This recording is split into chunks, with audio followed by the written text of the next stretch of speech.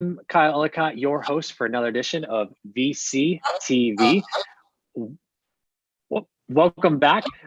We have, again, an exciting, packed week for you. We've been talking about everything from AR and VR to deep technologies to space to education. And now, building up to before our grand master show for the end of the week, we are talking today about machine learning and data. What does that mean? Oh, and I broke my very first rule. So we are here to talk all about machine learning and data. What does it all mean? What does it not mean? Where is the ethics? Where are not the ethics? Where is the privacy, the security, and what are the new applications and business models that will be introduced going forward? And with that, I am joined by some of the experts and greatest investors in the industry, looking at this from all corners of the world, making investments and also helping companies along and building those companies in this space as well. Now, as we do here on every episode of VCTV, a big thank you to you, our audience, for tuning in. At any point today, if you have any questions or comments, please feel free to drop them into the chat box. We would love to hear from you. And we'll do our best, Elena and I and the LA Token team, to ask them in real time. If we don't get to them, don't worry. We're all available 24/365 in our new digital lives that we all live today. If you don't know what that references, check out our episode on Tuesday as we discuss how we are now living in a more digitized way than we ever have been and not even realizing it. So are we digital or are we physical? That was a great cybernetics episode that we talked about earlier this week. But to continue on the fun, investors that are tuning in, if you'd like to be on a show like today or others where we talk about different technologies, industries, and regions around the world as things are emerging, shifting, or maybe not, we'd love to have you. Share your thoughts and insights on what's going on in the world. Entrepreneurs, guess what? There is an opportunity for you as well. We'd love to have you here on the show to chance to talk with us, to pitch us your idea and our live audience as well. Do reach out in both cases to Elena, myself, and to the entire LA Token team. And we'd love to get you set up. And a big shout out to Elena and to the entire LA Token team for making VCTV possible on your device, on your screen, anywhere you may be watching around the world. And let's get started. We got an all-star cast of good friends, some new friends, some old friends from around the world who have joined in on this conversation, as it's a big, big topic, specifically around data. We've got a crap load of data. Data that's good, data that's bad, data that's ugly. What do we do with it? Data, as we talked about in previous episodes of VCTV, data is perishable. It sounds like it's the greatest thing in the world, but guess what? Sometimes it does have a time frame. What can we do with all this data? How can we make sure the data is not skewed and it's used in the right way? Well, that is what we're going to unpack, along with where are the opportunities in this space as well. So, without further ado, welcome to the show, one of my old friends, both in the world of the physical and of the digital. He comes to us all the way from the great land of Toronto. Ladies and gentlemen, please welcome Alex. Alex, welcome to the show. First time guest, pleasure. We've done podcasts together. We've done everything else, but we've never done a Zoom VCTV before. So welcome, a little intro, a little background for the audience. Awesome. Thanks, Kyle. I'm still waiting for our podcast to come out, by the way. That's it's trapped in your backlog somewhere in our purely digital world, I guess. It is. Gary's AI is helping me find it. I lost it, but go ahead. Amazing. No, so I appreciate the invite, appreciate being included on this. So myself, I'm the Chief Investment Officer and co-founder of something called Bicameral Ventures. And we started out as a venture platform, but we really sort of have evolved into what we think about as a capital organization platform, where we do venture investing, we do special purpose vehicles, we do advisory, we're building several businesses right now, but all sort of under this fundamental organizing principle of technology's allowed us to connect in ways and transact in ways and at speeds and velocities that we've never ever been able to do before. But at the same time, it's absolutely assassinated our ability to trust in each other. And as these velocities continue to increase, our individual interactions and our interactions with our institutions are getting less and less trusted and less able to be validated, less able to be tracked. And there's more and more that we're sort of losing control over, as you talked about the physical versus the digital world. And so we're entering into this world where it's essentially our digital personas that are our new avatars that exist and that are governing and are the the tip of the spear for our entire interaction with everybody. And especially as we go through pandemic and lockdown and we're more and more isolated and more removed, those pieces of data become more and more important. And so the things that we invest in and things that we work on are all sort of the various suites of solutions that start taking out little bits of those problems, because it's such a big macro problem that is worth trillions of dollars to solve. But it's not going to be one company. It's not going to be one solution. It's not going to be one technology. It's this big suite of essentially trust technologies that we think about. So we spend a lot of time in the blockchain space, obviously. We spend a lot of time in the AI space. We spend a lot of time in the IoT space. But where our favorite stuff and where we spend the most time is where those things overlap, and then where you can build the tools to actually get users to interact with those technologies, to get it from the million or 2 million blockchain users that there are today to the billion or so grandmas that we need to be using this technology to actually start solving a lot of these challenges.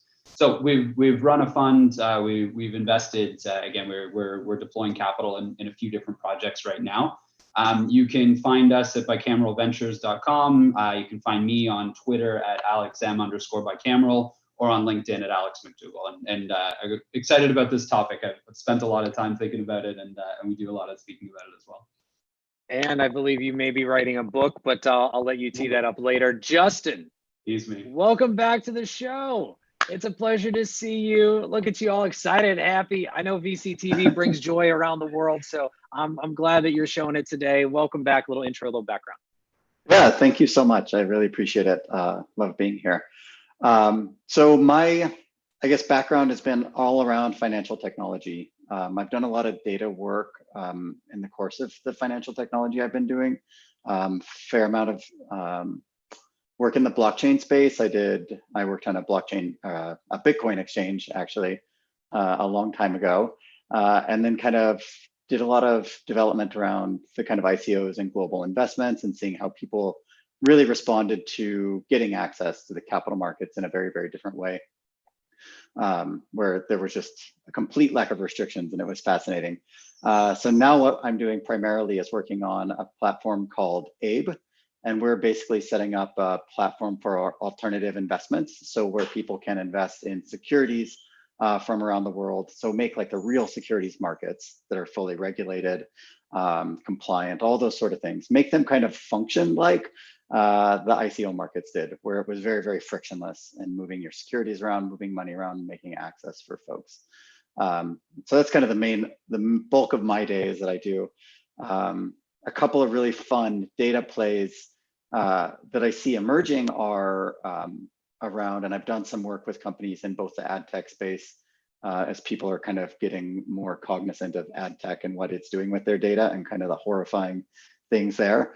And then another company called Fathom Privacy that's letting people kind of aggregate a lot of their data, because we have seen these really cool things where the governments maybe being more heavy-handed than they could be or should be, but are really forcing a lot of folks to open up and make your data accessible, like make you be able to access your Facebook data, get all the data that Google has about you, so that then as a user, you can process it in your own way. And so it's been a lot of fun also. That's exciting. And that is definitely going to be a conversation. I know Alex and others have worked on this as well. As with data comes great power and great responsibility, as Uncle Ben once said. But what does that mean and how are we ready to handle it is a big question that we are going to talk about today. Brad, welcome to the show as well. If you can, a little intro, a little background. Sure. Well, thank you for having me. It's great to be back on. So glad you asked me back. It's great to be among all these very impressive people as well. So I've been an entrepreneur since high school. I started my first small business then, and it was a long time ago. And then I started my first real venture in college. And then I've started since in over 19 companies. Some have been successes, some have not. And hopefully I've learned from those failures and made the next ventures better. I got in the internet business in 1994, with my first company. And then we grew a few different businesses around that.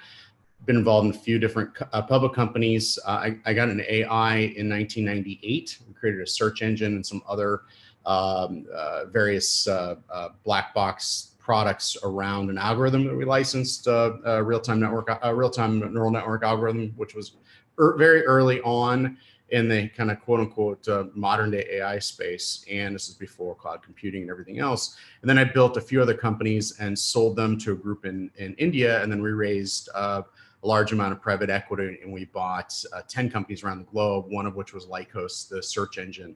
We changed the company worldwide to be Lycos. And so now that company has now changed back to another name called Brightcom, but it's a large digital media group, one of the largest in the globe outside, as far as independent digital media companies. And then separately, I co-founded a company called EdgeCase AI, which is based in the US and Israel. And we focus primarily on medical AI, so assisted medical and using AI for that. Our focus area is on the data side. So we take unstructured data, so images, MRIs, CAT scans, and so on.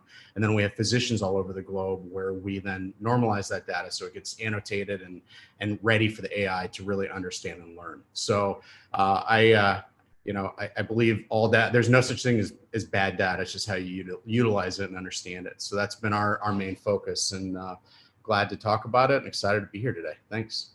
Wonderful. Excited to have you and excited to unpack a lot of that.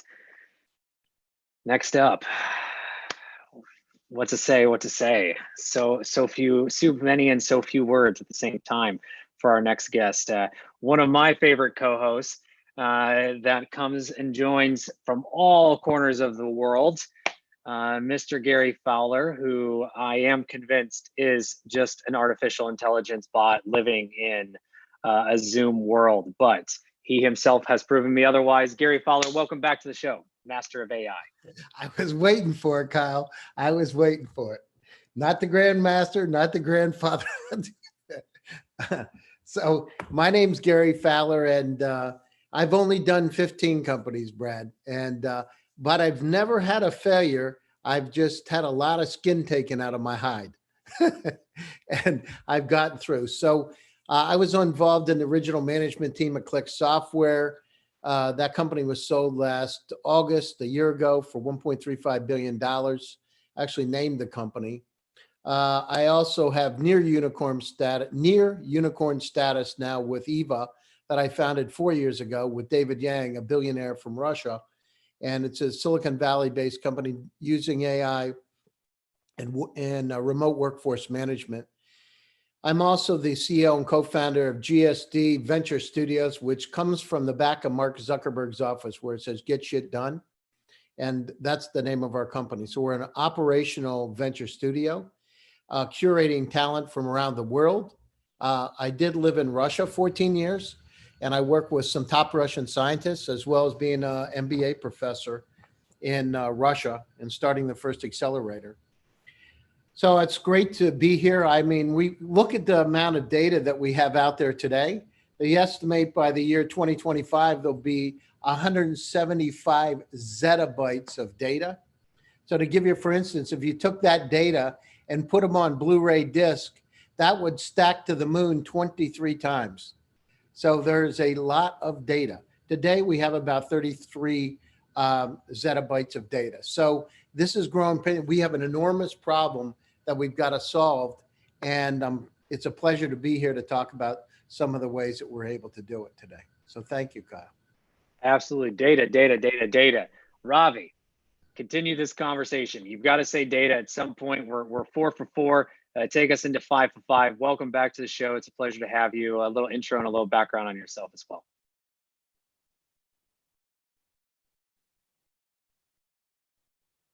Whoop. Oh, Ravi, while you're taking care of that, Ritesh, welcome back to the show as well. If you can, just go ahead and unmute yourself and a little intro, a little background.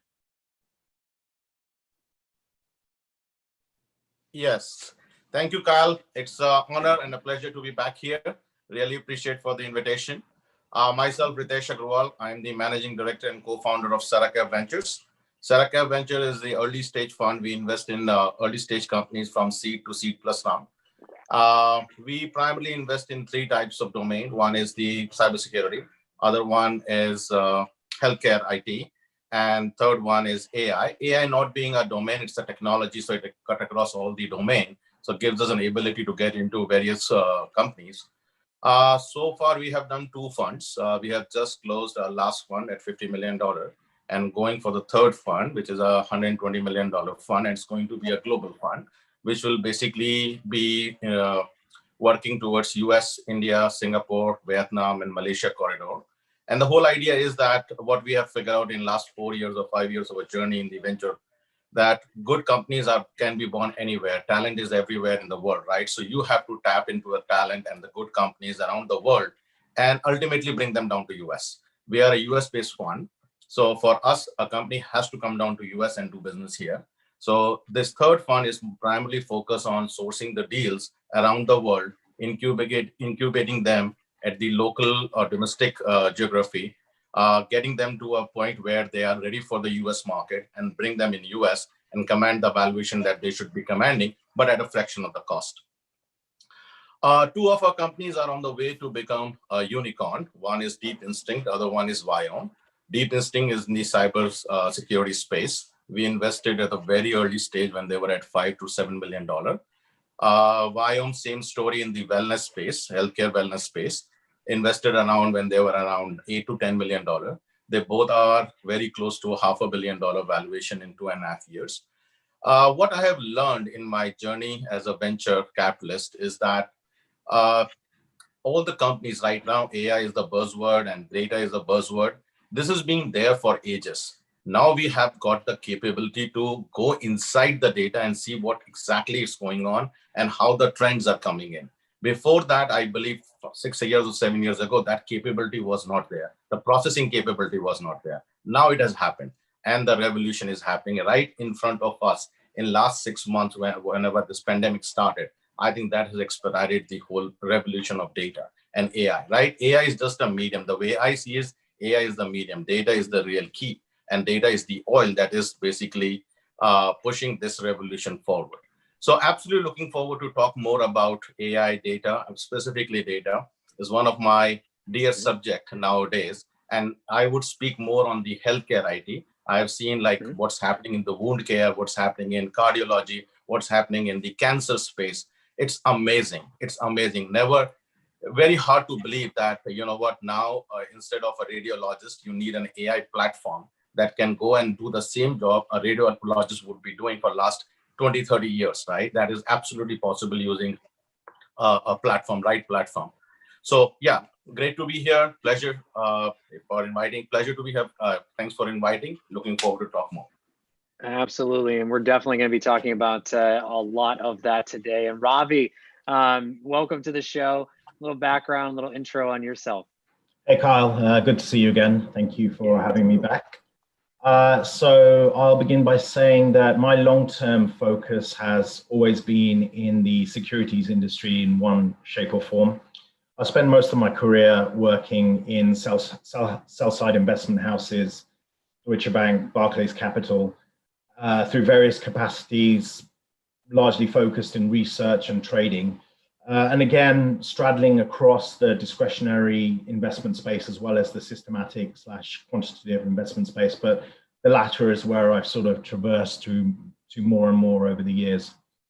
Now, I've sort of through that time clearly seen a curve with respect to how organizations, financial services based organizations, hedge funds, investment managers, all kinds of companies in the financial space have become more accustomed to using data in their investment processes, in their operational processes, in all facets of their businesses. So that's something that has sort of really led me on this journey of kind of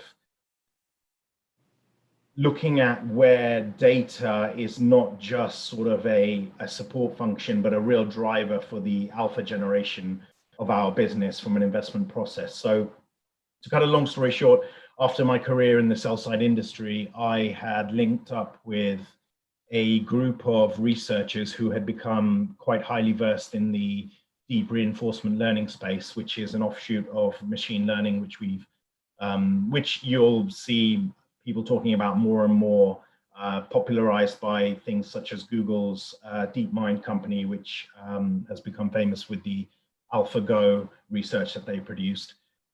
We've been using that technology now for a couple of years to deep dive into financial data to uncover patterns that we've used to trade currencies, equities, and now we're going into more and more into derivative products.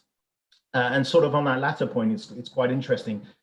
Over the last couple of years in this journey, what has really sort of been a real eye-opener for me is that it's not just the raw data, it's actually the data that we're creating as sort of a second order derivative of our processes. So it's kind of a derivative of the data itself, which is allowing us to find even more new signals that are allowing us to drive our investment process into new directions. So in a nutshell, I'm currently working in a startup investment manager right now. Again, a little bit more micro compared to some of the other investors on the panel who are focused on sort of macro investing in other businesses. We are exclusively in the securities business, trading across various asset classes. Again, with a real core focus on deep and reinforcement learning. Wonderful. Welcome back, and excited to dive into that further as well. And last but not least, Henry, welcome back to the show. It's a pleasure to have you as always as well. If you have the moment, if you can, unmute yourself, and we'd love to hear a little intro and background on yourself. Absolutely. Thank you for having me, Kyle and Elena. So just FYI for the wonderful audience here, I'm sort of currently in transit. So if I'm sort of blocking my video, please be understanding. And just to share a couple of quick thoughts. So by way of background, I'm an auditor by training and consulting. Worked in asset management on Wall Street, CFO both in public and private. As of current, I have two hats. One is I am a founder and managing partner of my own firm, of an advisory firm, providing interim CFO work with startups and SMBs.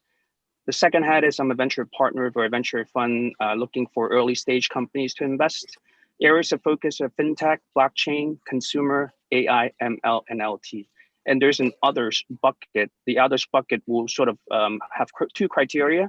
Number one is it's a vertical that I can understand. And then the second criteria, it's big enough for me to look into and invest. Let me add a little bit more color on top of what my colleagues here have said. So Gary talked about how much data have been generated. And then Ritesh, I believe, talked about how machine learning has been taking off. So if you look at in percentage terms, I think when I talk about percentage terms, I think people will have more appreciation what's happening in the world that we're living in. If you look at the last 2 years, the data that have been generated worldwide, it makes up 98% of all the data that we have generated as a human race since inception. So if you just put that into perspective, why data is the new oil or data is the new electricity, there's a reason for it.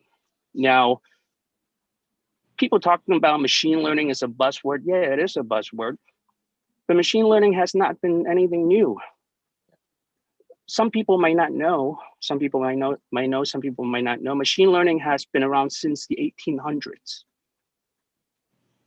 For some who's been studying it, it's been what I call the modern machine learning. It's been around since the 50s by Turing's learning machine. So machine learning has been nothing new, but why is it getting so much attention? The reason is because it's a perfect storm in a sense that we have an exponential increase in data, and also the computing power, the cost of computing power have come down. So which is the point that Ritesh talked about, and then the sort of data generation, what Gary talked about. So this is sort of the perfect storm that we're in. And that's why we're talking machine learning and data. Hope to shed some lights on that area. Wonderful. And thank you very much, Henry. And again, welcome everyone to the show. Henry, just coming back to you as we talked, a little snake draft here. Would love to get your thoughts just in general on the current state of machine learning and data. I know that those are two very, both combined, also separate things. And while I have you just on the side for the moment, would love to hear any further thoughts that you have on the current state of things as we have consumed so much data, but what does things look like today and how does that going to affect things going forward? Sure, absolutely. So if you look at machine learning in terms of predictions and generation and algorithm, it's better than 5 to 2 years ago. The machine algorithm, it's only as good as the cleanliness or the usefulness of the data. So if things are moving the way it should a year from now or 2 years from now, the algorithm of the machine learning algorithm will continue to improve as a result of the data that we collect. Because the more data that we have, chances are the better predictions that we can make. So in the current state of environment, if you look at a lot of startups, you'd be really surprised if you don't see a deck, if they're in software development, they don't have an AI, ML, deep learning, or something to that effect. Some of them, they may not have it. They even put the buzzwords in it just to make sure that they stay current or just, hopefully they're working on something to that effect. So once again, it's a very exciting field. I think things would get even more advanced as time continue to move on. Certainly the pandemics have accelerated the digitization of things. When you're digitizing things, you're creating even more data. So I think that it becomes a feedback loop. It's going to exponentially increase the adoption and uses of machine learning and data.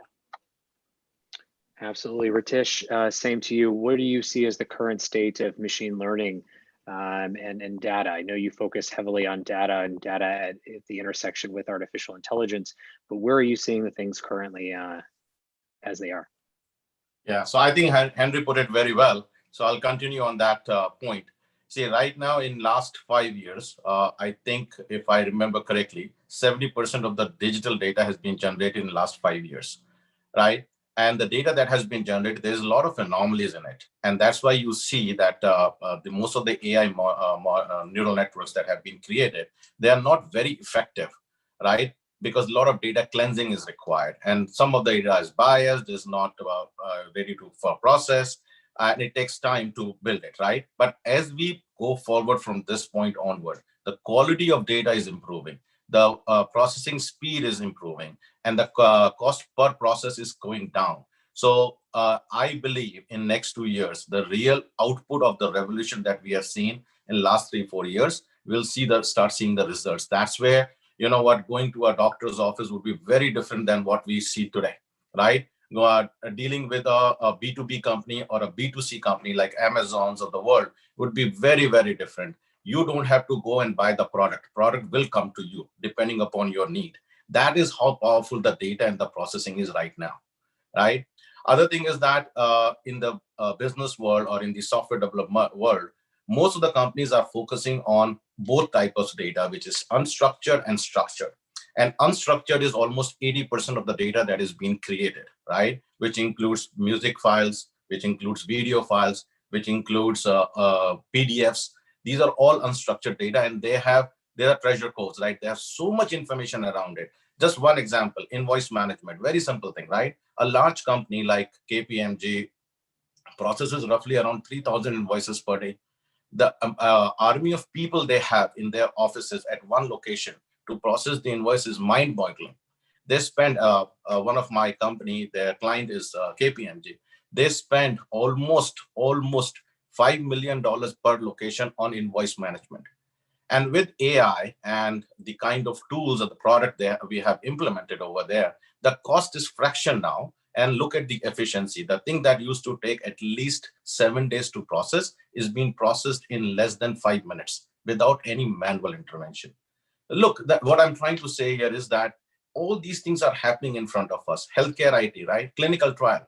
Why it takes a pharmaceutical company to launch a drug after so many years of research and clinical trials? Why? Because there's no AI involved in this thing.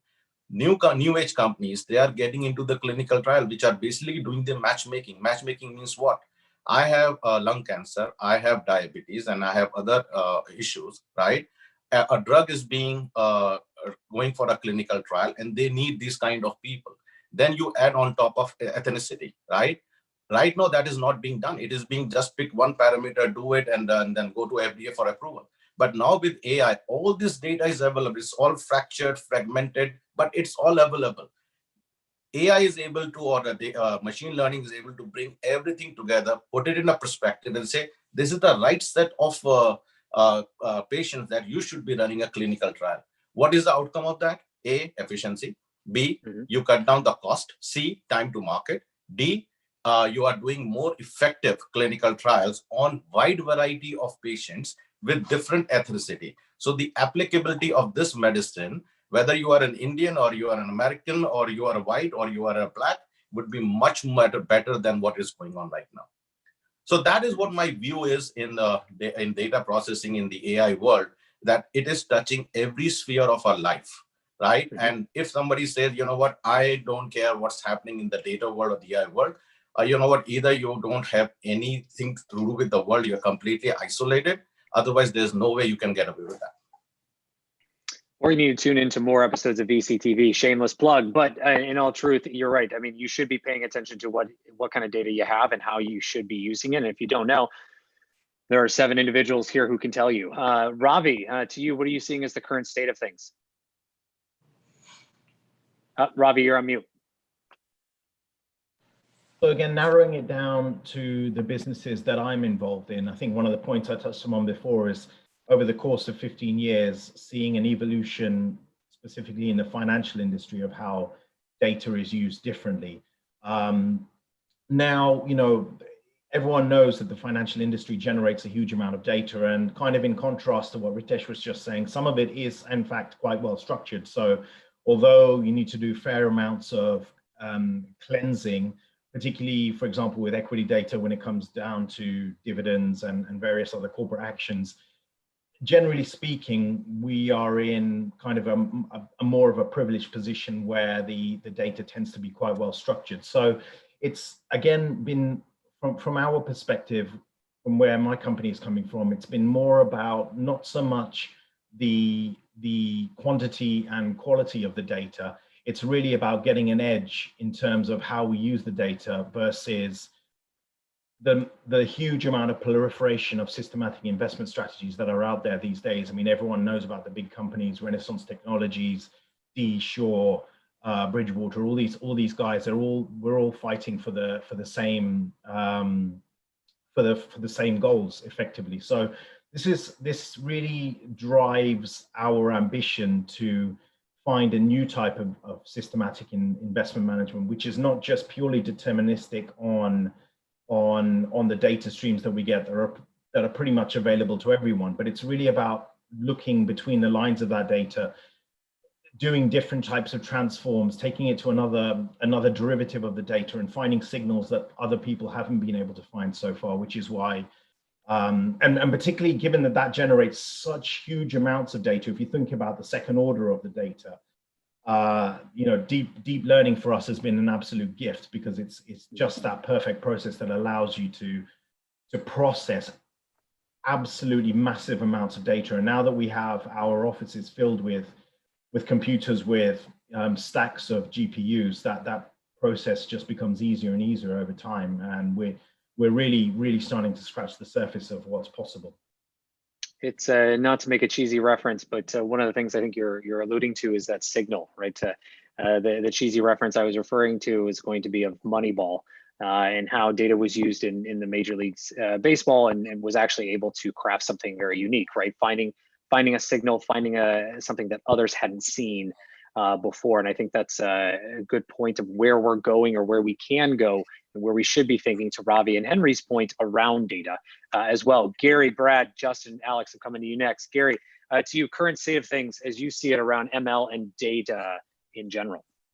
Well, so, you know, I talk about the KISS principle, right? Keep it simple, stupid. So everybody on this show, like myself, I'm sure has 3 to 10 email addresses, Dropbox box, Google Drive, Messenger, LinkedIn, all kinds of data sources. And each one of us on here, on the show, say week after week, you know, I've lost something. Did you send me the PowerPoint presentation?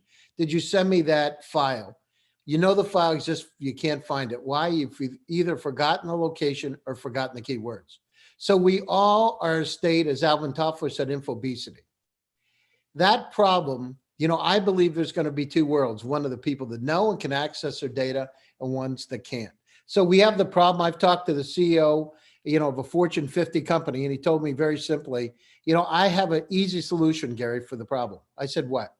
He said, if it was older than 2 years old, I delete the email. I don't have to worry about it. I said, really? He said, yeah. And he said, about a year ago, I made another decision. What's that? If it was older than a year, I would delete that. I said, what if it's something important? If it's that important, they'll send it back to me.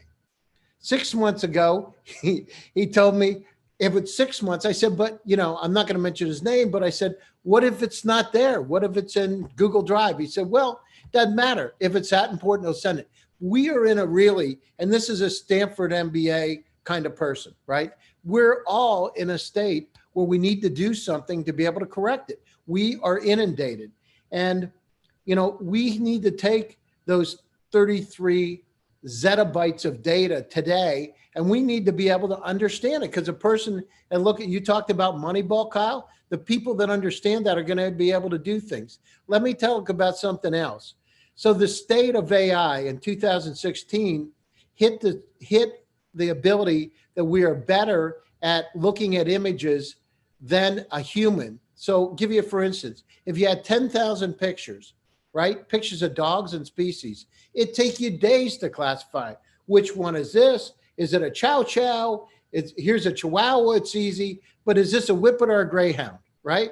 I mean, so the computer, being able to do it through the computer with our artificial intelligence and computer vision, can now do that more accurately than a human. And by the way, it takes minutes or seconds rather than spending a week, right? Keep it simple, stupid. So, having involved, I created a Google-like search for the personal cloud, and understood how the searching capabilities then migrated to unsupervised AI. We are at the greatest opportunity. And as Kyle, as we said many times, with this digital transformation, we need to use the data wisely. We need to be able to not only think about how to make decisions on it, but have smart assistants that can help us better make those decisions. And my next article in Forbes, robotic process automation, how we don't have to waste our time on some of those decisions and can make them more wisely. Absolutely. Justin, to you. Oh, you went out of order there. Tripped me up.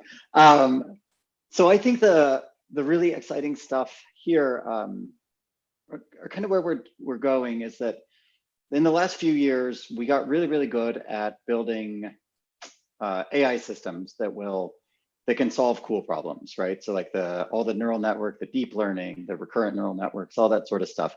And I've worked with that, and it's really fascinating. And it's super good at solving toy problems, I want to say, like, figure out all the character or whatever, decipher these digits in this picture, and even some of like the identifying dogs and cats and stuff. But when people start going toward actually solving real world problems, then it becomes a data management problem. So now it's data management, it's data processing. My good friend that was working on the Google self-driving car project said, and he was like a high level engineer at Google, he would almost always just do data management tool chains. Like they were just looking at the video feed and trying to figure out how to process the video feed way before it actually drops into any of the AI models. And so I think that we had a lot of interesting kind of computer sciencey breakthroughs in the GPUs and stuff around being able to actually do the modeling, to do the AI. And now we're going back to the really human tasks of processing the data. And let's figure out these data processing tool chains that can actually figure out how do we ask the important questions?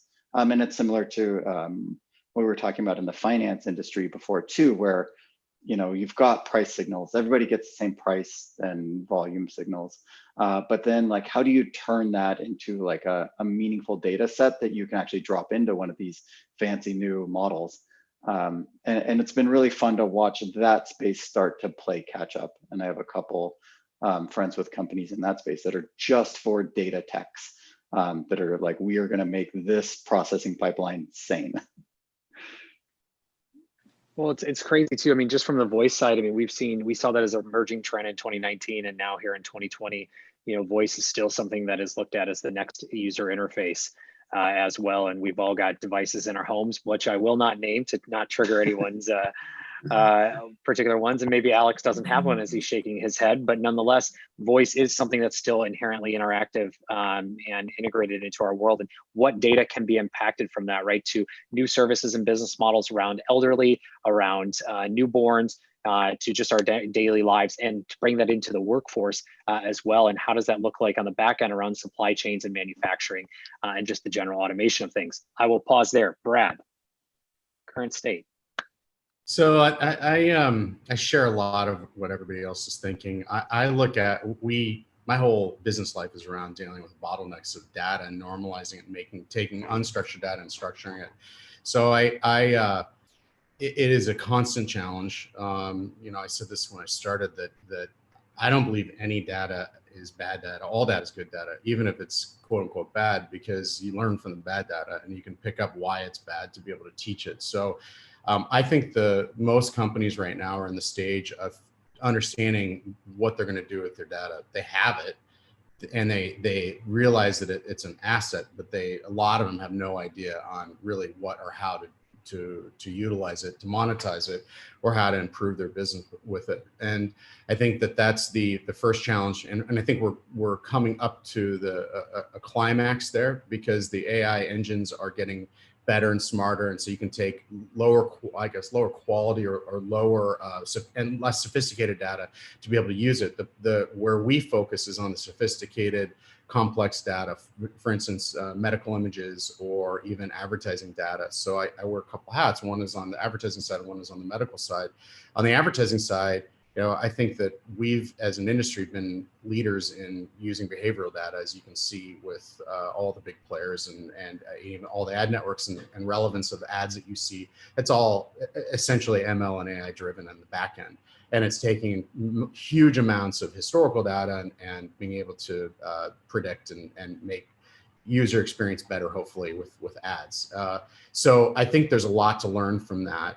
And a lot of that comes also from, there's a crossover between intelligence and homeland security and even marketing data. So a lot of that comes down to privacy. And privacy is I think one of the key roadblocks and things that we have to really be worried about is privacy of data. And not being afraid to address that head on. And so on the medical side, that's a key area. And one of the things we've been able to do is look and say, okay, what do we do to keep the data? If someone has an MRI, that theoretically could be identified and tied back to a person. So it's important to understand that most of the hospitals, or even all the hospitals, really are taking privacy really seriously. So keeping everything HIPAA compliant, making all the data anonymized, so that you remove all the personal identifiable information. And then that data can be really, really useful in the real world, and tie multiple data sets together to be able to then take those data sets to actually then be able to train the AIs that are out there so they can do a better job. And that comes down to having really high quality experts to be able to look at that data, train it, and to be able to annotate it so that it's in a format that the AI engines can actually really learn from and grow quickly. And so that's the current state. I'm going to just take one step forward and say what I think is the next state, which is synthetic data. And synthetic is a really interesting area. We've built a synthetic platform that takes real world scenarios visually, and we can create synthetic data out of it. And the advantage of that, and I highly recommend anybody look at synthetic, is because you're always looking for anomalies. The non-anomalistic data is not as interesting. It's hard to find those scenarios and create those scenarios that don't exist, that you can't get data for because it's expensive, it's hard to find. That's a bottleneck.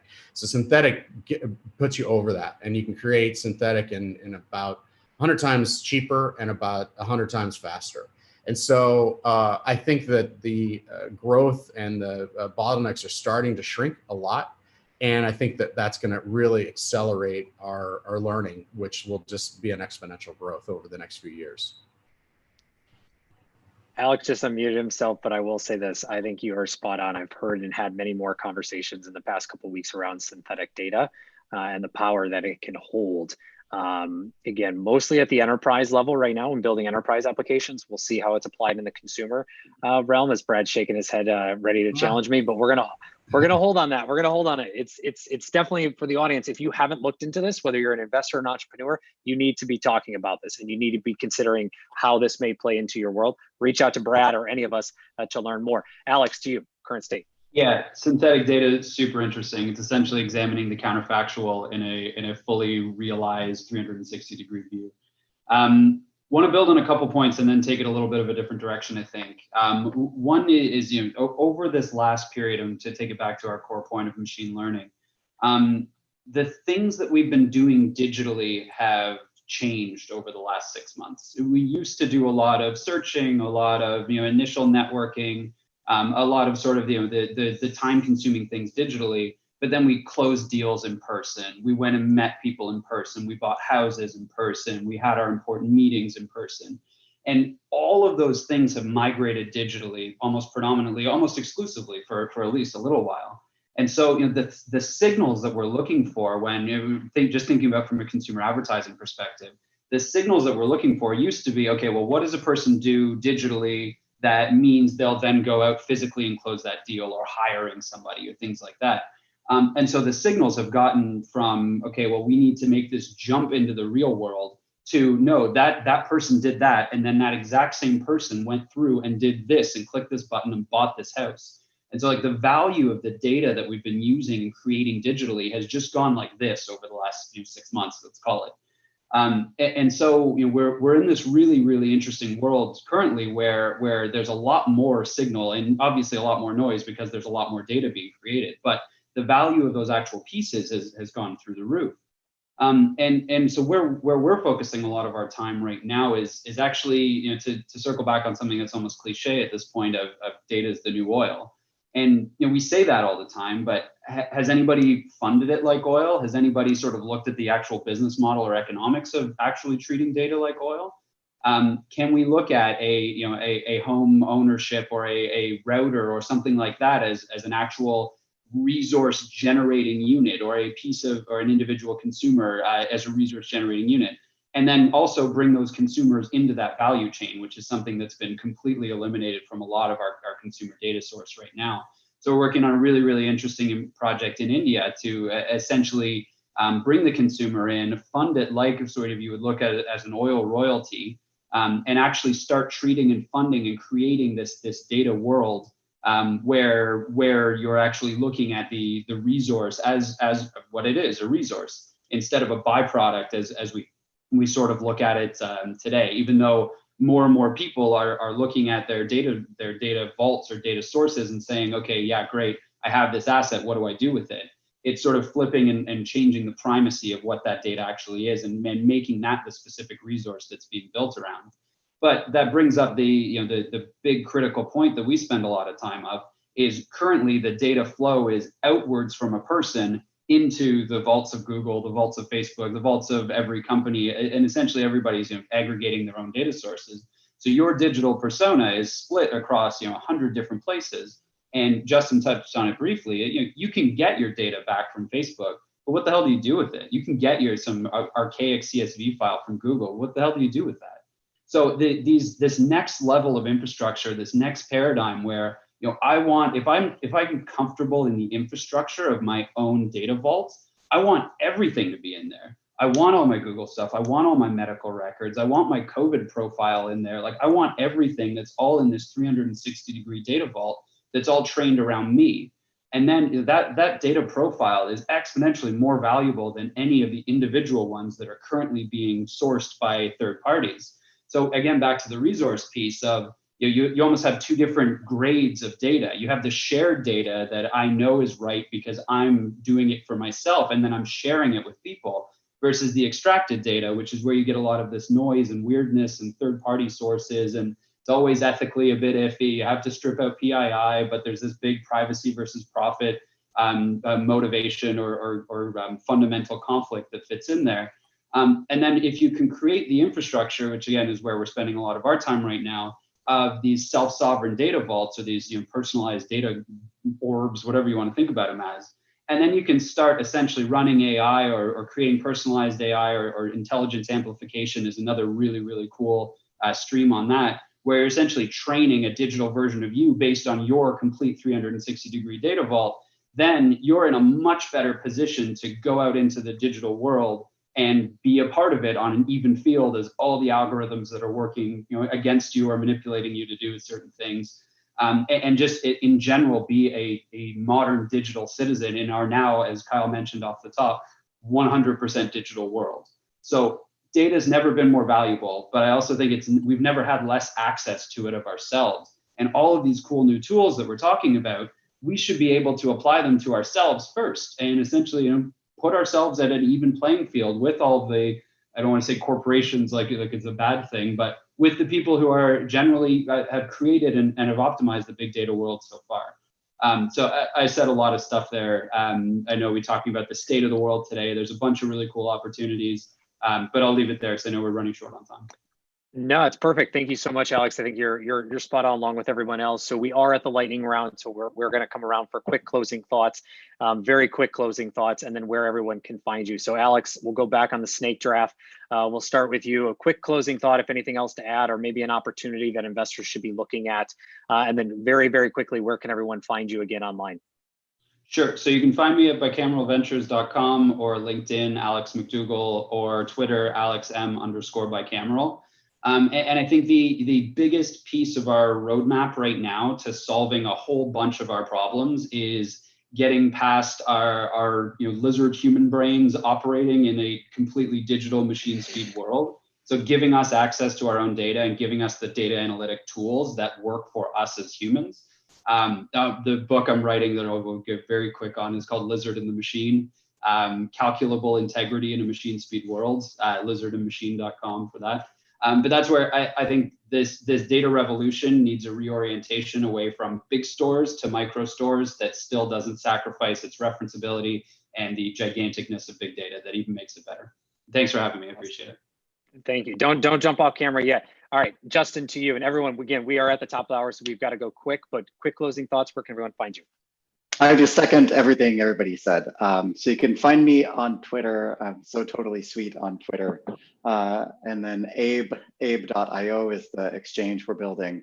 And look forward to hearing from you folks. But everybody else said it better, so I won't restate anything else. Wonderful. Thank you so much. Ravi, to you.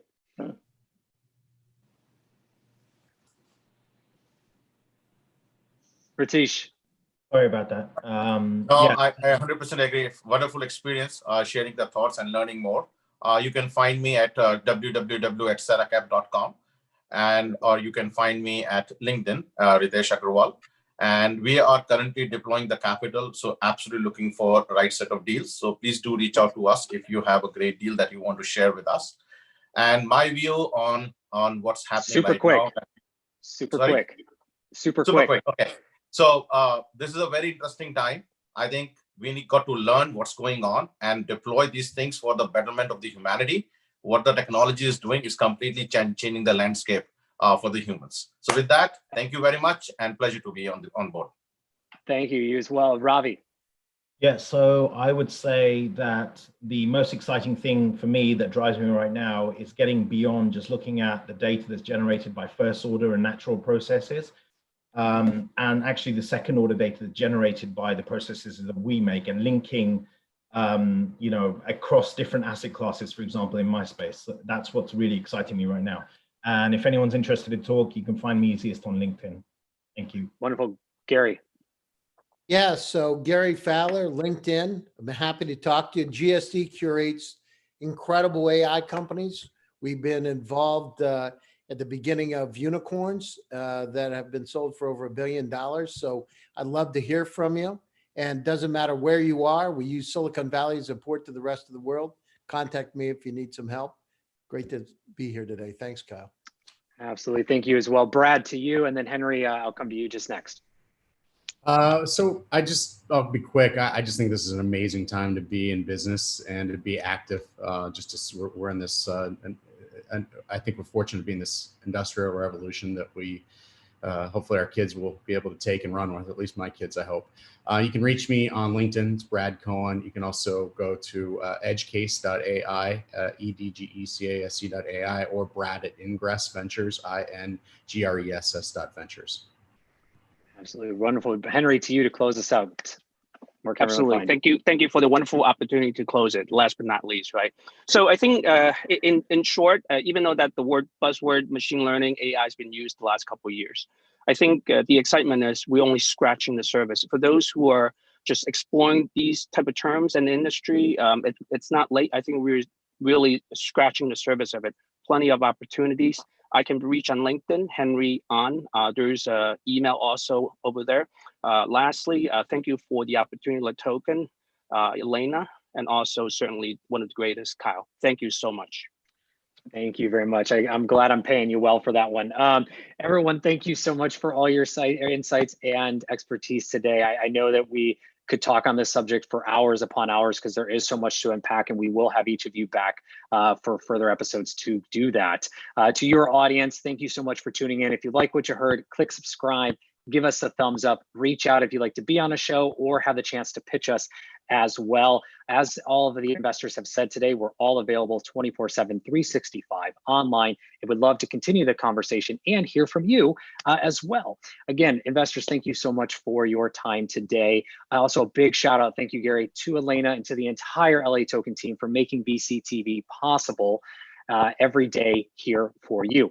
Tomorrow, we will be back, which will be in a very, very exciting episode. This was more exciting than I anticipated. And I am very excited, even more so now, for tomorrow as we talk about one of my favorite subjects, fintech and blockchain, to end the week. And with that being said, I'm Kyle Eckhart, your host. We'll be back here tomorrow talking about fintech, blockchain, and closing out the week on what's happening in the world in venture capital, trends, technologies, regions around the world. Thank you very much. Reach out to all of us. Again, I'm Kyle Eckhart, your host. Thank you.